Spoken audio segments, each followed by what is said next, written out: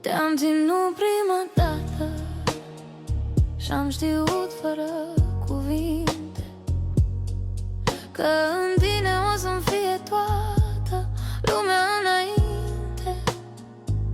Ochii tăi m-au învățat cum să iubesc și din ziua aia eu pentru tine respir, zâmbesc, trăiesc.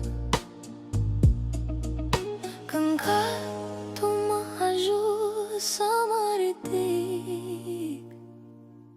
Tu ești liniște din orice nimic. Tu ești tot ce am, mai sfânt, mai presus decât viața, mai puternic decât orice gând. Îmi suporți orice furtună, orice soare sclipitor și mă ridici când eu tind să cobor. M-ai înțeles fără să spun, fără să cer prea mult. Mi-ai citit durerea chiar și când eu am tăcut. Și de atâtea ori ai fost mai puternică decât mine, deși eu trebuia să fiu sprijinul tău. Nu investi bine și mă doare când te văd crescând, dar sunt mândră de omul care devii rând pe rând.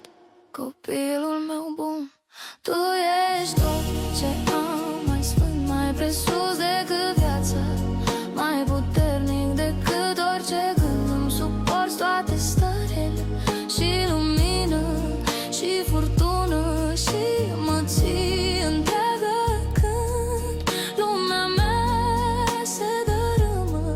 Și dacă viața ne încearcă, cum știe ea mai greu, să nu uiți niciodată, eu sunt aici mereu. Dar azi îți spun ceva ce poate nu ți-am spus destul. Mulțumesc că m-ai ales să-ți fiu mamă, sufletul meu. Fetița mea, dacă lumea se rupe în două, tu ești motivul pentru care merg mai departe din nou. Și chiar dacă uneori nu sunt tot ce-aș vrea să fiu, pentru tine o să lupt cât o să mai trăiesc și o să știu.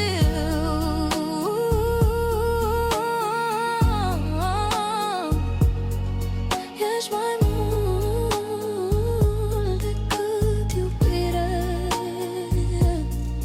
ești motivul meu.